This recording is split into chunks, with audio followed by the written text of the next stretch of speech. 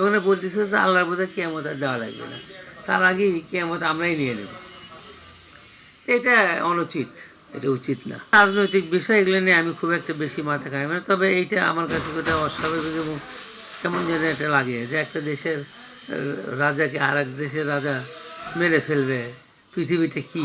কৃতজ্ঞতা জানাই বাংলাদেশ সরকারের কাছে যে ওর জন্য স্পেশালি একটা টিকিটের ম্যানেজ করেছে, কারণ ওর তো বাংলাদেশ বিমানের কোনো টিকিট ছিল না, ওর রিটার্ন টিকিট ছিল আমেরিকাতে।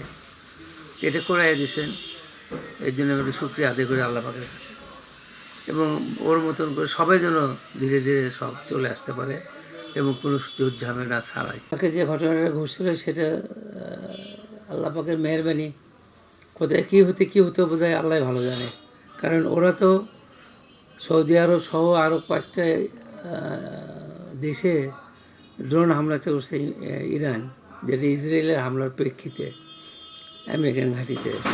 এগুলোর আবার কিছু কিছু প্রোটেকশনও হয়েছে, প্রোটেকশন হয়ে দিক চেঞ্জ হয়ে চলে গেছে, তাছাড়া দেখা যাচ্ছে যে কোনো জায়গায় পড়তেছে। এবং বুর্জু বাড়িয়া যেটা দুবাইয়ের যে বড় বিল্ডিং, তার পাশে আজকে একটা দুপুরবেলা হয়েছে এইরকম।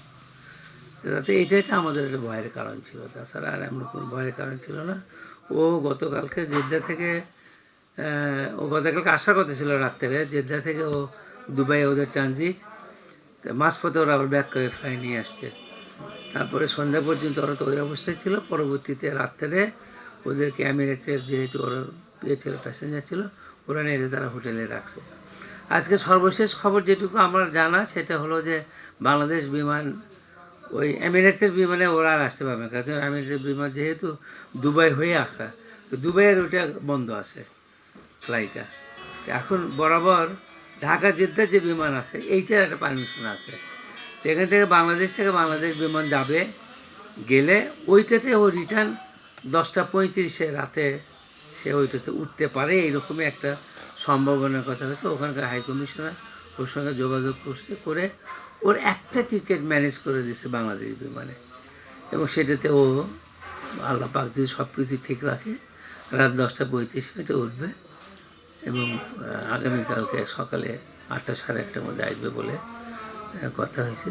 না, আমরা নিজেরা কোনো সাজেস্ট করি না, বা আমাদের ওই রকম কোনো নিজেদের মনোবাঞ্ছনাও নাই যে ও রিটায়ারমেন্টের পরে কী করবে। আমার ধারণাও ক্রিকেট নিয়েই থাকবে।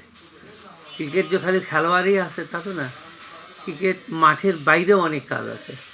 ও যেভাবে একজন খেলা পাগল ছেলে, আমার মনে হয় ক্রিকেট সহজে থাকতে পারে। এটা মানুষ দাবি করে কিনা তা জানি না, আমরা এরকম করে মনে করি না যে এখানেই ওর শেষ ম্যাচ খেলা লাগবে। ও শেষ ম্যাচ যেখানে খেলবে, যেখানে হবে। কারণ ইন্টারন্যাশনাল ম্যাচ হতো ও হয়তো যে খেলাটা শেষ খেলা খেলতেছে সেটা হচ্ছে চিটাগাংয়ের মাঠে হচ্ছে, হইতে পারে। এরকম দাবি আমরা করতেই পারি, আশা করতে। তবে আল্লাহর যেখানে লিখে রাখছে সেখানে হবে। তবে আমি একটা জিনিস চাই এই দেশের সরকারের কাছে, বগুড়ার তারেক রহমানের কাছে, আমাদের খেলার মাঠে দ্রুত ইন্টারন্যাশনাল গেমটা দিক। এবং আমি আশা করি এই 6 মাসের মধ্যে বিমানবন্দরটা ঠিক করবে। এবছরের মধ্যে কোনো ইন্টারন্যাশনাল গেম আমরা চান্দু স্টেডিয়ামে চান্দু ইন্টারন্যাশনাল গেমের ফ্লাইট লাইটের কথা বলা লাগবে না, ওই ড্রেনেজের কথা বলা লাগবে না, সব ঠিক হয়ে যাবে ইনশাআল্লাহ।